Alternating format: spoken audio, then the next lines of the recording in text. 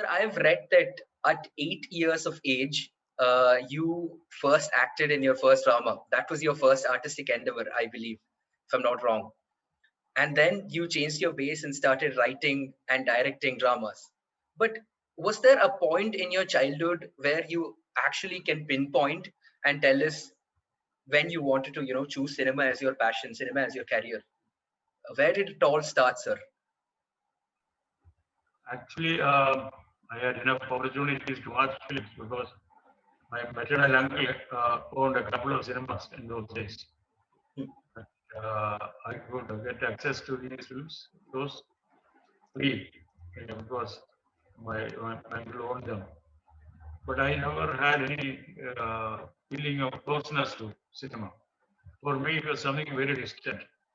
I had no time during my student days thought about cinema being my profession. I was never a fan of also, in that sense.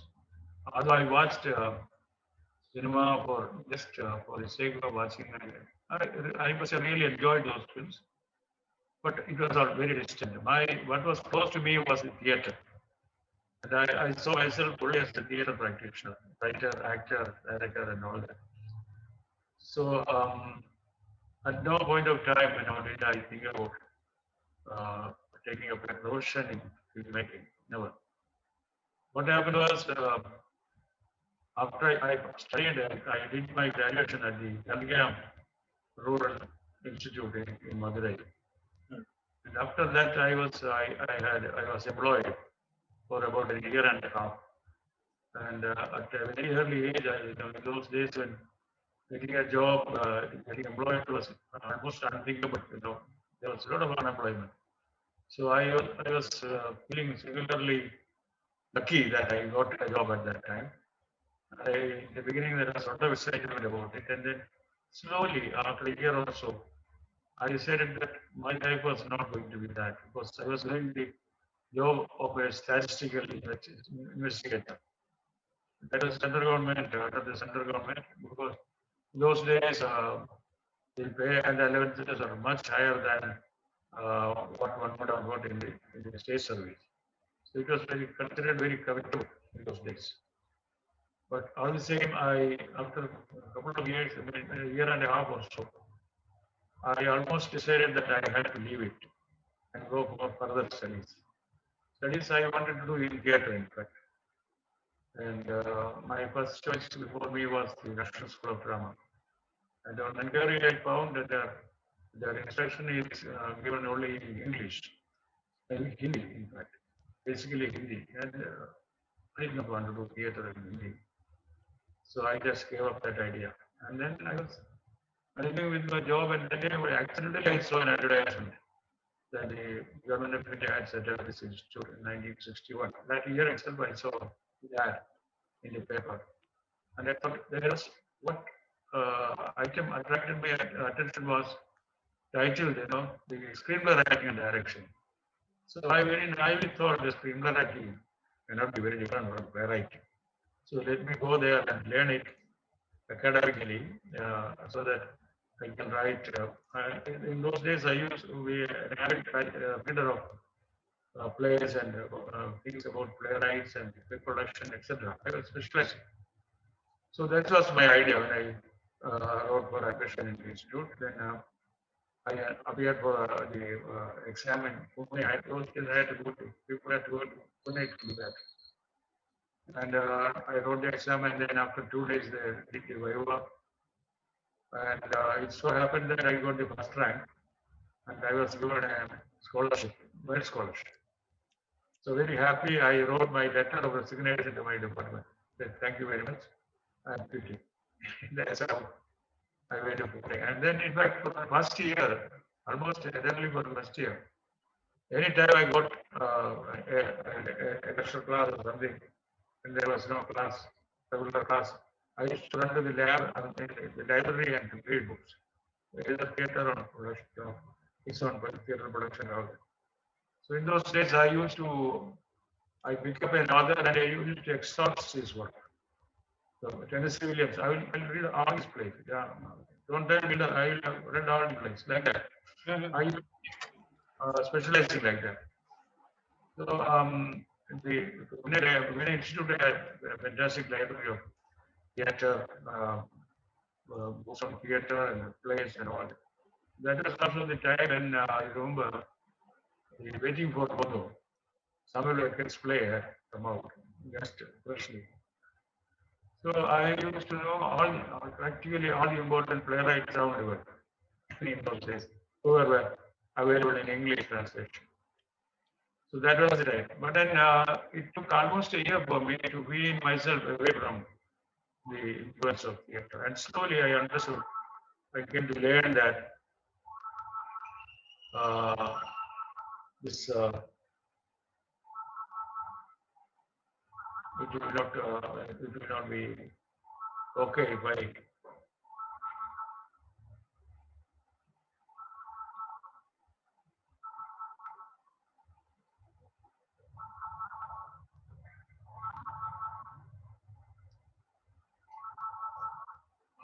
sorry, there is a phone ringing. No problem, sir. No problem. I'll take 1 minute to go and come back. Yes, sir. Sure, sir. So in 1 year, I slowly got under the influence of cinema. I was solely infatuated by the films that I saw there, films from all over the world, all masterpieces right from the very first 1895 period, that from that time, the George Mellis and all those first time filmmakers were exposed to all those films. So slowly I got hooked for the cinema, and then I was learning a new language, in fact, a new expression, and this was very exciting. That's how it started my love for cinema. Because, So I wanted to ask you, I hope you were, well settled in your life, and then you really went out of your way and went to FTII, sir, in that time frame. So were there any backlashes that you had to face, any resistances that you had to overcome back then? not really. In fact, my family has been great lovers of arts. We have been even patrons of Kathakali and such traditional and classic art forms. So everybody had my mother, my brothers, my sisters. They also had a good habit of reading. So they were not the typical orthodox kind who would think that the boy will be spoiled if he enters cinema. Nothing like that. So in fact, before I gave up my job, I asked my permission. I asked my brother, for permission. Can I leave it and go? He said, yes, if you're confident. If you're confident about yourself, go ahead.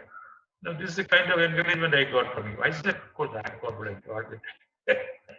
It was absolutely a jump into the unknown, into the real dark, without knowing what was going to be my future, my my life, etc.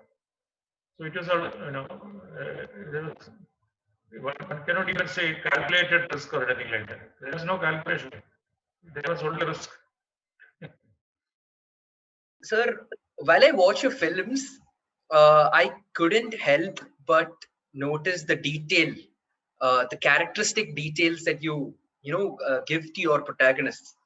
Let it be Ajayan from Anandaram, let it be Unni from Eripatayam, let it be Bhaskara Patelar from Vidyan, anyone for that matter, their characteristics are a lot more than what is actually being portrayed on the screen. And how do you make those characters such details, sir? How do you write those characters? I mean, are they based on someone who you generally know sometimes, or someone you have interacted with?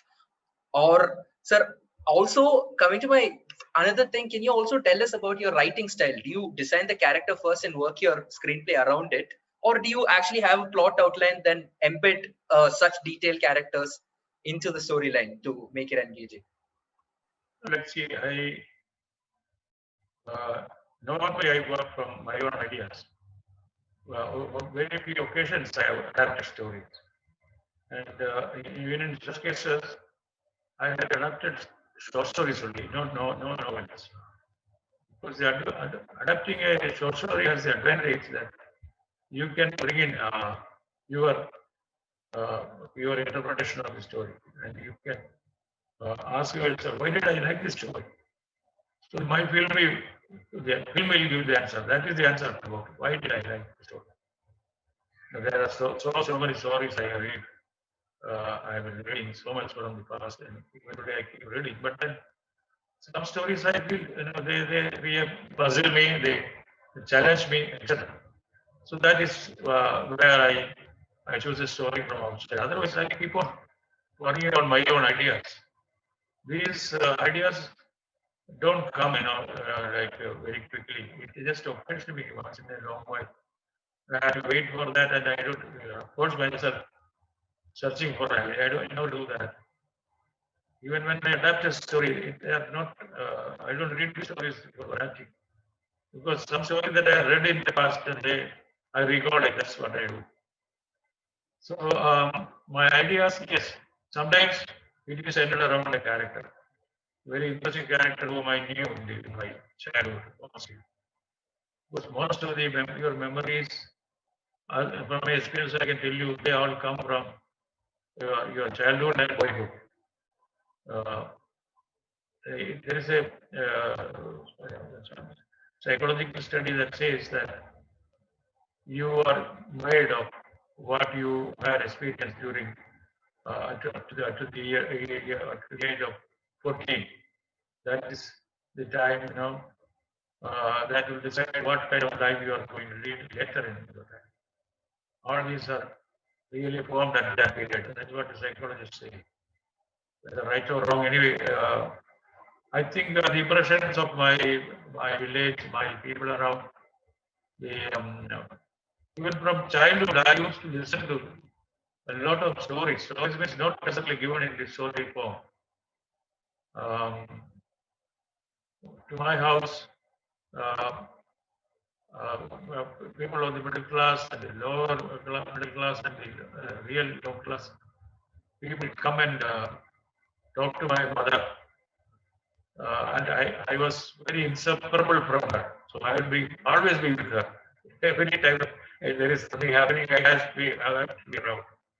So I would keep her company, and then I would listen to all the stories with me. Stories means they talk about what happened around that village, what happened to themselves, what the husband did to her, what etc. There are so many stories that I've been listening and hearing. This is part of my experience. And there are some people who visit my mother from time to time, and they narrate stories about their own life and things like that. Some of them are so interesting. You just want man keep talking. They are great conversations. So this has been a great experience. So my mother, since my father was in the working place, he was an officer. Most of the time, my mother managed the house practically all the time. So she would rank visitors in the front of the house and also at the back of the house. At the back will be those poor people coming for help, this and that. And in the front, there are people of people status, just sharing commodities, etc. So I knew these two words because of I was very much interested in people. I was particularly interested in children and old people. Young people, I let them out. I was not particularly interested. That is a fleeting life, the youth life. So the interesting people are old people, particularly. I was very much interested. And I used to spend a lot of time with them. Some of them will tell, some of them I will still remember. There are there were people around us who depended on us, for work, their food and etc. So they will come and talk to while they are talking. In fact, I will just join them also and listen to them. Wonderful people, very resourceful people. They make up stories. One of them I remember he used to smoke ganja, and with the lady in the mouth, uh, they sort out stories. So that's it. All those people I remember very, very clear. So, so some people whom you may think illiterate, they used to recite Sanskrit verses. It's very interesting because in the old times, people, things were handed on from one generation to the other, vocally.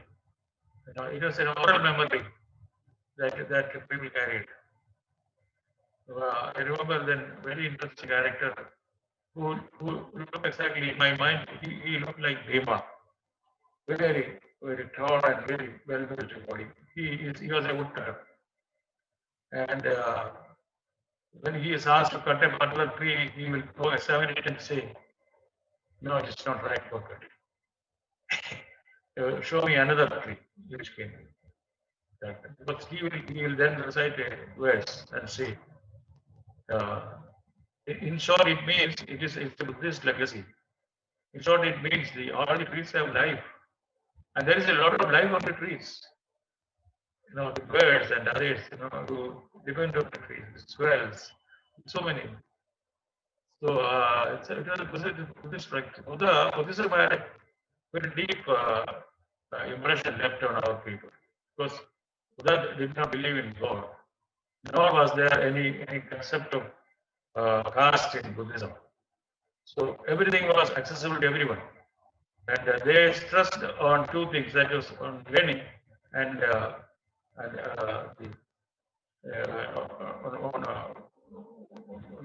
treating the patients. So Ayurveda, in fact, came from this practice. In Kerala, you will find people belonging to completely different castes profess Ayurveda, practice, not only practice Ayurveda. They are from every kind of imaginable caste. So it's a very, very interesting. If you have literally, it is unlike today's time. There was a lot of leisure in the villages. There was intermingling of people. People just walk in and just sit and talk. You have to, you have to, you have to offer them betel leaf, betel nuts. That's all. That was the way you received a guest. So all these things are gone. Our lifestyle has changed. People have no stress. Everybody feels very important when they say I'm very, very, very busy. That becomes a fashionable adage. So that's how it goes. So I don't particularly, I cannot really trace where it begins. Sometimes it's an idea. Sometimes it's a character. Sometimes some deep impression I had got from some experience in my life. So it goes on like that. But in every film of mine, I am there. It's my impressions of life, my perceptions of life. It is there. Good evening, sir. A really pleasure to have you here. My question is, you talked about cinema being nothing more than a fancy when you were young and only being a serious influence in your life once you got into FTII. So can you tell us about which works inspired you or which works kickstarted that flow of filmmaking in you, either from your your childhood or your years in FTI while you were learning about film? No, until I started studying at the institute, until I saw so many films from different parts of the world, um, I did not seriously consider cinema at all. I just watched it as something very distant from me. Never imagined that I would either go even close to it, let alone practicing it. So the institute changed me because I happened to get to see the best of world cinema from the 1985 to the present. Through the decades, cinema has been evolving. In fact, with at such a speed, high speed, that every new film made is a step forward. I don't mean every film, but then every important film made anywhere in the world is a step forward. So it has been He has been growing and growing like that. And in that process, there have been several masterpieces made. I am actually at the moment I am writing about cinema, about the films that uh, I encountered. In fact, that's a whole series that I'm writing now. So it was very interesting when you reflect on that. The 60s actually were the most important period in the history of cinema. There were several masters from practically every country. We had our own masters. Satyajit Ray, Katak, Nalsen. We have at least 3 masters like that. So likewise, in Russia, in Poland, in Czechoslovakia, everywhere you come across great masters who made films there. There was masters like Chaplin, masters like um, Hitchcock, uh, Iron Rennie, like that, Truffaut, Koda. So many of them. It was the 60s. I think it was high mark of filmmaking. So as I was exposed to all these films, I told myself 2 things. Don't be overawed by that. You may enjoy these films. Don't be overawed by that because you have to develop your own way of looking at things. You have to make your expressions your own, not borrowed ones, not influenced ones. You can appreciate on all that that you see. You can admire all that. You don't have to condemn that. You are not to even challenge all that. But you have your own space. Like every writer who is important enough to write about a vision. Every important has a different way of looking at life and uh, producing those thoughts. So that way, I don't consider that any one person amongst the filmmakers has influenced me most. I cannot say that. When you come to India, I can say it was something whom I had the greatest regard for. If you ask about Indian filmmakers, then Manalsan, and then Katak, they all Manalsan was like my elder brother. Katak was my teacher at the institute. So with all the three of them, all the 3 masters, I had very close contact to. But you won't find any direct influence of any of them in my work. I am on my own. Okay, Right, sir. thank you, sir. That was very insightful. Akhil? Yeah, sure. Sir, sir, can you tell us about the establishment of Chitralekha Film Society, which I believe is the first film society in Kerala by you and Adoor Basi sir, which in turn, inspired a whole set of directors to come into Malayalam cinema, like P.A. Bakar, Govindan Aravindan sir, later on John Abraham sir, everyone. It actually was like a revolutionary moment which laid the foundation of Indian cinema at the international avenue, I suppose. So can you? So I think, I mean, it's the starting of the, sir, the new wave in Malayalam cinema, right, of the 1970s, which was, I can say, like, it was almost pioneered single-handedly by you. So can you please elaborate on that, sir? Yeah, because when I was a student at the Film Institute, when I was in the second year, I decided that I was most people go to Bombay after that. In those days they used to go to Bombay for work. Otherwise, in the regions there was practically no application of filmmaking being a training job, etc. They never thought so. You had to go and apprentice under some established director.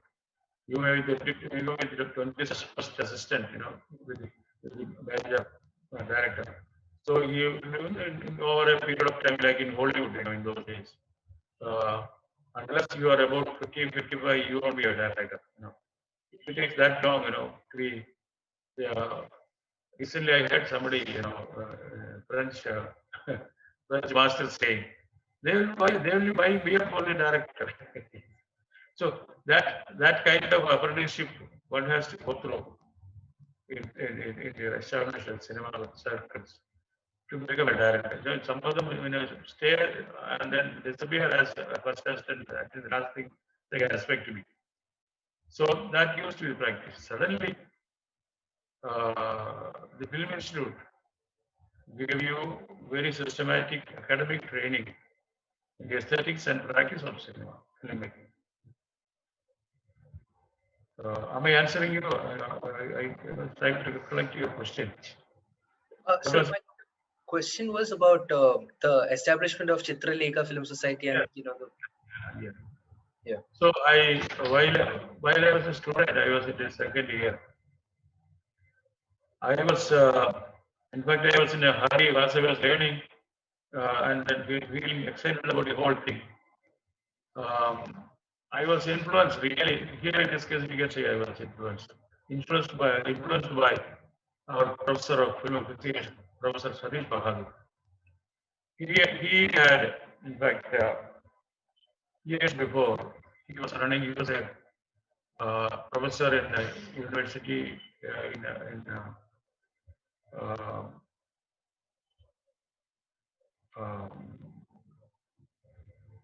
where you have Padmavibhushan,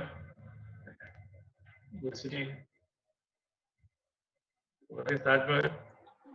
Sorry, sir? It's in Agra. Agra. He was working in the Agra University.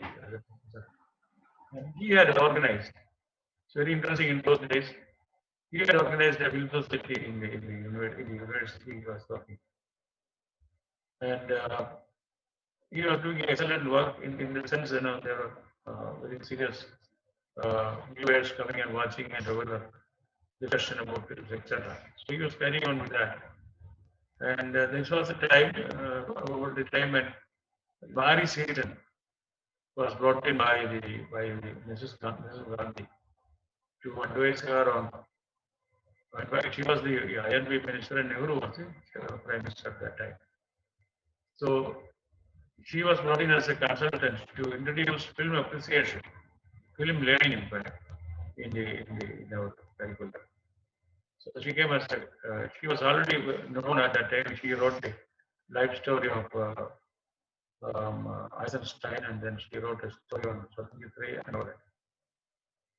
A book, in fact. These are books, biographies. So she, when she came to Delhi, she heard about this man who was running a film society in Agra. So she went to see him in Agra. That was a very interesting meeting. She was discovering somebody who was self-taught and then who was so much involved in the appreciation of films and in the aesthetics of film. So she went back to Delhi and recommended to Indira Gandhi that here is a man who will be the right person to teach film appreciation at the Film Institute. That was my second year at the Institute, 1963. Indira Gandhi duly appointed him. The institute was directly run under the government at that time, under the INB ministry. Appointed him to take up the job as the professor of film application at the institute. So through him, through his work and etc., I was very inspired. And at that time, I decided. I also see when I was watching these films all over the world. Until then, at least in Kerala, we consider ourselves very literate and we etc. But then, our ideas about cinema was so primitive. So I got this inspiration from this man to start not just a film society in Trivandrum, but in start film society movement. So as part of that movement, we started the film society in Trivandrum in 1960, July 65. Before coming back to Trivandrum in 65, I had kind of planned what we should be doing back in Trivandrum. Instead of going to Bombay, I wanted to come back to Kerala and work here. So the first thing we wanted to do was this: organize a film society here and encourage and support friends who form film societies in the other towns. So that's how it started in July. And second idea was, there were 2-3 ideas with that we came. So I had started a what we call a film unit with three. We call it a three-pronged approach.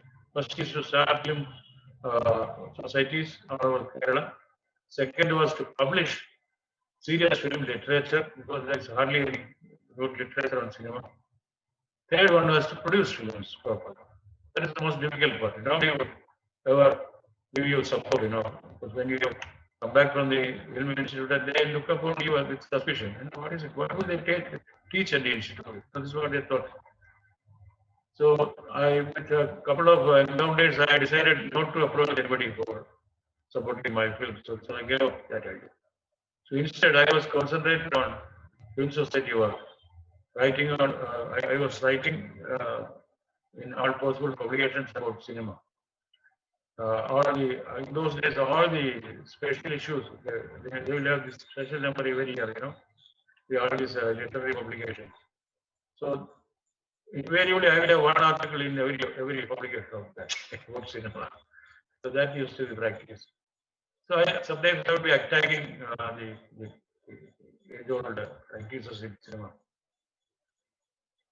But all the same, so in these 3 aims, I had a couple of my friends with me, and then together 4 or 5 of us formed this unit. They were one person was a graduate from the Human Institute from the South. Another was from cinematography and then editing, like that. So except the sound, he is well known, Devadas. Except him, others were just later they moved out to their own profession. It took 7 years for me to make my first film. And in the meantime, I had to, I did this, I was working all the time. I was traveling all over Kerala, promoting film societies, inaugurating societies, organizing societies, lecturing at societies like that. That work went on. At that time, when we started this movement here, there was no society around. Then the Calcutta, particularly West Bengal, was in the lead. They had the maximum number of film societies in Calcutta. So with our planned attack on this site, by 1970s, by the early 1970s, we had something like 100 film societies around here. That was, and it surpassed West Bengal. That's what we did. So that was quite an achievement because not many enthusiasts from Kerala went to study in Pune because of the movement and the new awareness. That was that's how we happened. Yes, today, see, the technology has changed. So most of my life has been spent in handling very complex technical processes. So you shoot a film, and for the processing, the film is shot has to be taken down to the Madras lab. And then usually what happens is then the negative is developed there. If there is any problem with the negative, then they will let you know. Otherwise, it's there. At the end of the shooting, normally after at least a month, when the shooting is over, then you go to Madras, then you see your rushers and start working on that. If there's any defect, some problem with the thing, then you go back to the location and again shoot. Sometimes it's very difficult, sometimes you have to recreate the whole thing, etc. So it was, there was a lot of suspense about filmmaking, because in processing, many things can happen. If they mishandle the negative, it can spoil. If it is overexposed, it can be a problem. If it's underexposed, it can be a problem. At every stage, everybody who interferes with this process can damage it. They cannot improve on it, but then they can do wrong. So there's a lot of contextual elements in it. Anyway, that was also interesting because that kept you on your toes. You before taking a shot, you don't do it casually. You have to really plan it and then you have to rehearse it and all the equipment for the shooting, the cameraman, the sound engineer, everybody has to be happy with the rehearsals. The artist has to do it properly, and then you shoot and with a lot of care. Today it has changed. You don't have to know anything about filmmaking. And you engage two, three cameras from two, three different sides. You don't even have to know. The sense of direction is the basic thing in shooting. So you don't have to learn that because there's a camera shooting from this side and other side also. You can use one of that. So it has become absolutely easy for everybody. And generally, the new generation thinks that there is nothing to learn about. Nothing to learn about filmmaking. So there is, I remember this whose name I cannot immediately recall. It is a Spanish filmmaker. He was wanted to Random to receive his lifetime achievement award. He was giving a press meet and he was saying it's very easy to make films these days. But mind you, it is very difficult to make a good film. That's what he said. That's a good lesson for everybody, for all the newcomers. I would advise them to learn it. It's not just shooting only. It is not just having some shots. The, the film that you are making should be, the most important thing is to make people see it. That's very important. And then what do you show them? That's very important. You have to share with them something worthwhile to share, not just anything. You have to feel responsible for what you're doing. It's very important. In how novel it is, how novel ways that you are adapting to say things, how artistic it is. All these are matters of importance.